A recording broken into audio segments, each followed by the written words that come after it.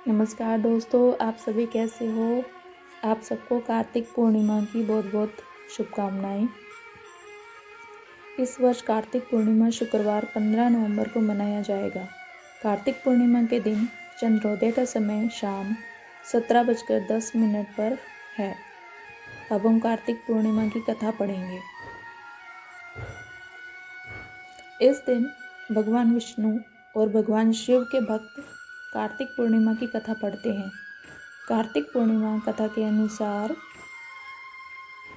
विद्युन्माली, तारकाक्ष और वीर्यवान नामक 3 राक्षसों ने पूरी दुनिया पर विजय प्राप्त की थी, देवताओं को हराया था और उन्हें सामूहिक रूप से त्रिपुरासुर कहा जाता था। देवताओं को परास्त करने के बाद त्रिपुरासुर ने अंतरिक्ष में 3 त्रिपुर नगरों का निर्माण किया। भगवान शिव ने कार्तिक पूर्णिमा के दिन त्रिपुरासुर को एक ही बाण से मारकर उसके शासन को समाप्त कर दिया था। जैसे ही देवताओं ने यह सुना, वे खुश हो गए और उस दिन को ज्ञान के उत्सव के रूप में मनाया, जिसे देवताओं के लिए देव दीपावली या दिवाली भी कहा जाता है। कार्तिक पूर्णिमा के दिन वृंदा, पवित्र तुलसी का पौधा का जन्मदिन भी मनाया जाता है। भगवान विष्णु के मछली रूप में अवतार मत्स्य का जन्म भी इसी दिन हुआ था। कार्तिक पूर्णिमा को भगवान शिव के पुत्र कार्तिकेय का जन्मदिन भी मनाया जाता है। हिंदू पौराणिक कथाओं के अनुसार कार्तिक पूर्णिमा पर उपवास और अनुष्ठान धर्म, अर्थ, काम और मोक्ष का मार्ग प्रशस्त करते हैं।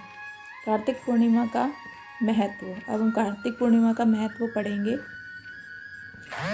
कार्तिक पूर्णिमा का महत्व हिंदू धर्म के कई पवित्र ग्रंथों में बताया गया है। हिंदुओं के लिए कार्तिक पूर्णिमा का दिन बेहद धार्मिक और सांस्कृतिक है। कहा जाता है कि जो भक्त इस दिन भगवान विष्णु की पूजा करते हैं, उन्हें अपार भाग्य की प्राप्ति होती है।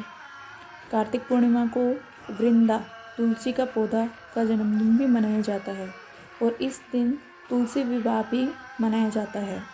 कार्तिक स्नान, जो 100 अश्वमेध यज्ञ करने के समान है, कार्तिक माह का एक महत्वपूर्ण हिस्सा है। यह दिन इतना लाभकारी है कि इस दिन किए गए किसी भी धार्मिक कार्य से कई लाभ मिलते हैं।